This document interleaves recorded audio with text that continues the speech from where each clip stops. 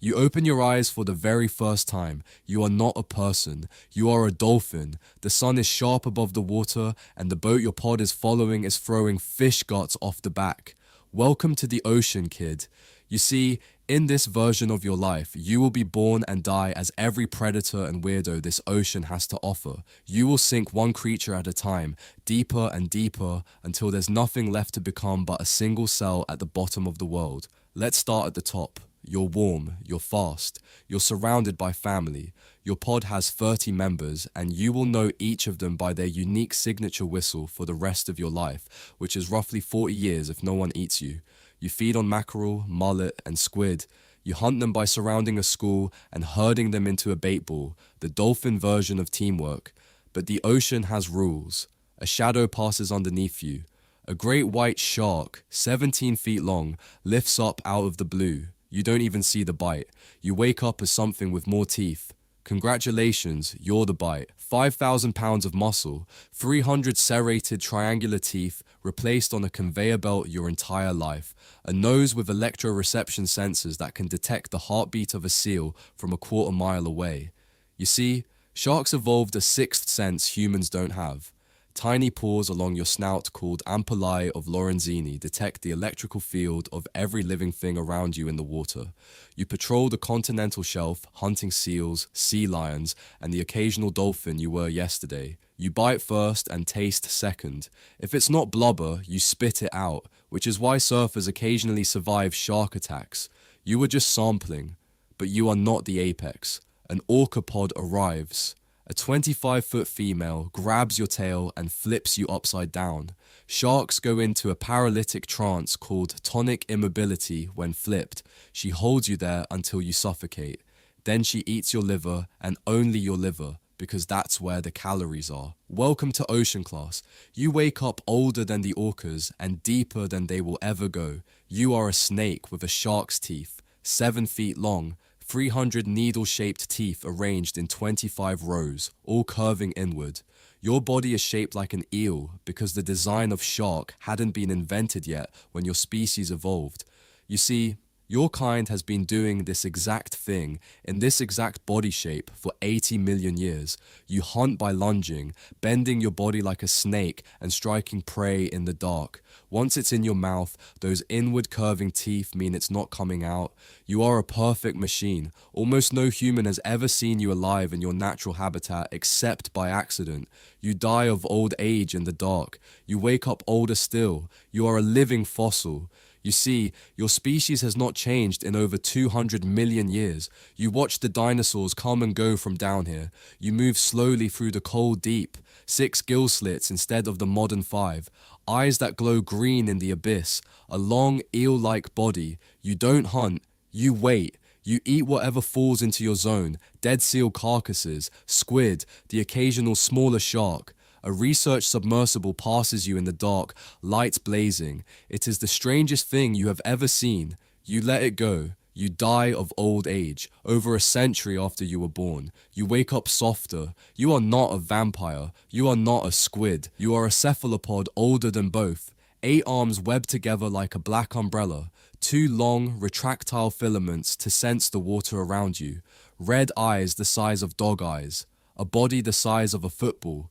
You see, almost nothing eats in the oxygen minimum zone. Water so depleted of oxygen that most animals can't even breathe here, so you don't hunt either. You drift and you eat the dead.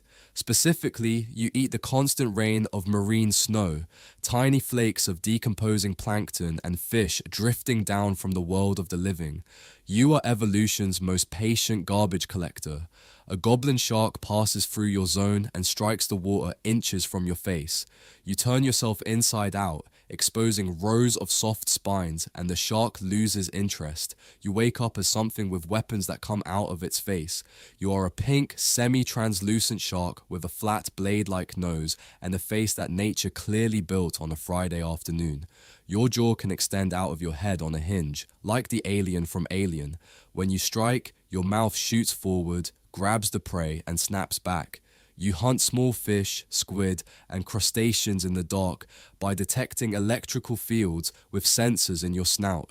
You are 125 million years old as a species. You strike, you eat, you drift. You wake up holding a fishing rod. Specifically, you are a female humpback anglerfish. You are the size of a softball. You have a mouth full of inward-pointing transparent fangs. You have a fishing rod growing out of your forehead with a glowing lure at the end of it, powered by bioluminescent bacteria. You farm inside your own face. You drift in total darkness, waving the lure.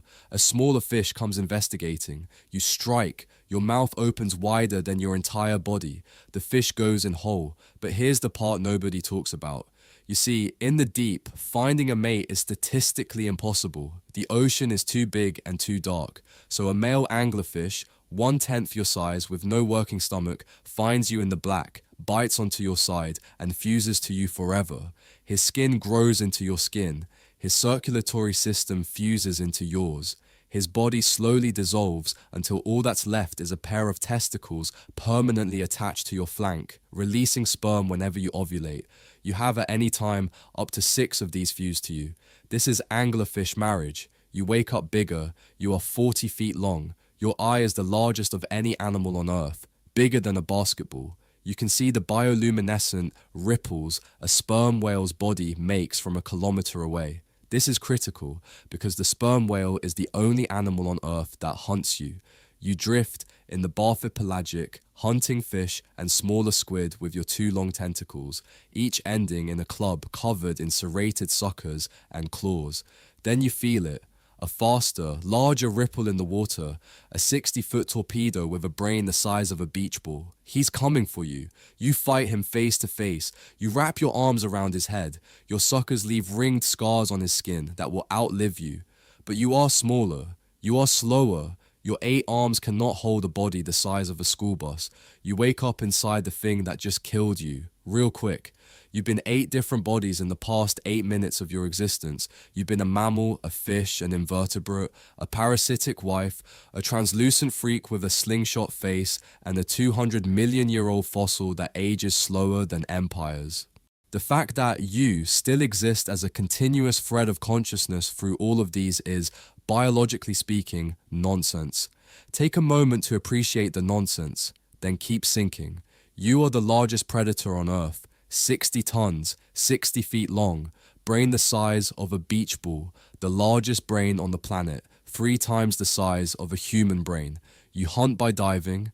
You take 1 breath at the surface and disappear straight down for an hour, navigating in pitch darkness using sonar that focuses through a sack of waxy oil in your head called the spermaceti organ. What are you hunting? More of yourself. Giant squid, deep enough that no light has ever touched. You catch one and it wraps its tentacles around your face. Its suckers leave permanent ring-shaped scars in your skin that will never heal. You see, you've been wearing the scars of yourself this entire life.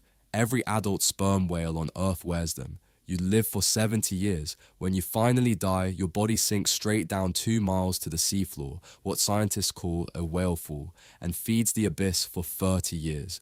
You wake up sitting on your own bones. You are a small octopus with 2 ear-shaped fins on top of your head. You flap them like an old cartoon elephant to swim through the dark, which is exactly why scientists named you after the Disney character. You see, you live deeper than almost any octopus on the planet, on the abyssal seafloor, 3.5 kilometers below the waves. Your prey is whatever you can grab. Small crustaceans, worms, snails. You swallow them whole. There is no chewing at this depth. You have only ever seen 1 human in your life, a camera attached to a deep-sea ROV. You stared at it for 10 minutes. The scientists watching named you Casper. You wake up smaller and stranger. You are the deepest fish on Earth, a translucent, gelatinous body that looks like a tadpole pulled out of a bath drain. No scales, no swim bladder, because at this depth, a swim bladder would implode. You see, your bones are partially unmineralized. Your skull is soft enough that you could break it with a finger if you weren't currently being crushed by 800 times atmospheric pressure. You eat amphipods, eyeless shrimp that swarm the dead bodies of anything that falls from above. A bait trap drops from the surface, glowing white. You swim toward it. You are caught on camera. Your image is broadcast to the surface, and millions of people on the internet learn that you exist. You return to your trench. You wake up at the bottom of the world. You are a single cell. You are the size of a dinner plate. You sit on the seafloor of the Challenger Deep, the deepest point on Earth. And you absorb organic matter from the silt through your membrane. You have been here for a long time. Nobody knows how long. Xenophyophores have no clock and no nervous system. You simply exist. Around you, amphipods, sea cucumbers, more xenophyophores like you. And directly in your line of sight, if you had eyes, there is a candy wrapper that James Cameron did not pick up in 2012. You absorb a few of its leached chemicals through your membrane. This is your inheritance. You started as a dolphin in sunlight. You ended as a single cell next to a piece of human trash at the bottom of the world. This is what every creature in the ocean is climbing the ladder away from. You got there first. Welcome to the bottom. You don't wake up this time.